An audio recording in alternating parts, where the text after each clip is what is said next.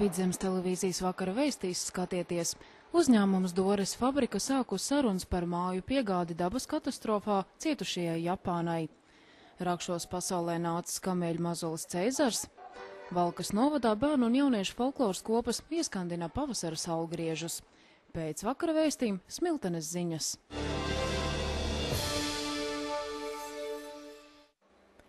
Amatas novada ierīķu guļbūvju ražotne Dores fabrika sākus sarunas par māju piegādi dabas katastrofā cietušajiem Japānas reģioniem. Paužot gatavību nodrošināt pasūtījumus, jau uzrunāts vairākas Japānas būvniecības kompānijas, Latvijas koku rūpniecības federācija, valdība, kā arī citas institūcijas. Tiesa, kāds būs saruna rezultāts, gan šobrīd vēl pāragri runāt, uzsver uzņēmumā.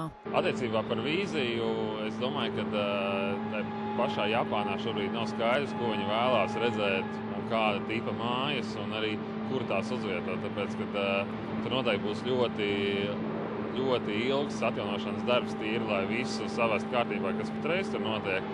Un tā pašā laikā visa pasaule šobrīd ir gatava palīdzēt kaut kādā veidā.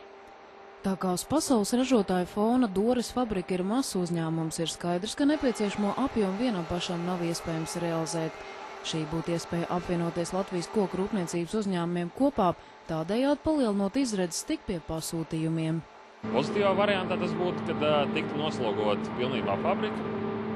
Un es domāju, ka ne tikai fabrika, bet arī visi piegādātāji, kas ir diezgan liela piegādes ķēde, sākot ar kokmateriāliem, dažādu izēvielu ražotājiem un arī darbspēks tīri mūsu konkrētā novadā. Būtu papildus iespēja, kur tīri būtu brīvas darba vietas, kurām varētu atkal veidot, sākot no tā, ka varētu pieņemt darbā tos pašus cēsu jau tikko beigušās ārotskolas skolniekus, līdz ar to viņiem ir perspektīva ir kā prakses vieta, jo viņi redzētu, ka noteikti nozara attīstās. Strādājot ar pilnu jaudu, guļbūvju cehā ieriķos iespējams saražot aptuveni 20 000 kubikmetru gadā, kas ir pielīdzinām 200 līdz 300 mājām.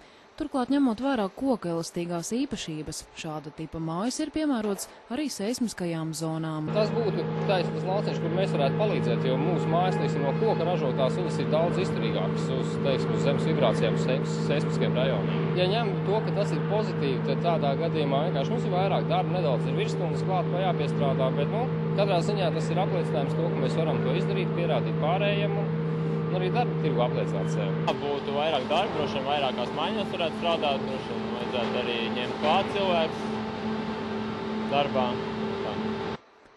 Vēl gan ir daudz nezināmā, kādās sliedēs iecer virzīsies. Viens no šķēršļiem varētu būt tas, ka Japānā ir īpaši aizsargāts vietējais darba tirgus, un lielākoties viss nepieciešamais tiek saražots tur uz vietas. Japāna ir īpaša vieta, tur līdz šim arī tie, kas ir eksportējuši, arī Igaunijā ir daži uzņēmumi, kas eksportējuši tīri koka mājas, viņiem nav bijis vienkārši to darīt uz to pašu Japānu. Tā kā es domāju, ka tur viss saglabāsies tā kā bijis līdz šim. Nebūs tā, ka tur viss ir pavērts un tagad Šobrīd uzņēmums Dores fabrika savu produkciju eksportē uz Eiropas valstīm – Franciju, Vāciju, Spāniju, Itāliju un citām, kā arī ir iekarojis austrumu tirgu Azerbaidžānā un Armēnijā. Durvis uz Japānu pavērtu jaunas iespējas, īpaši šajā krīzes laikā.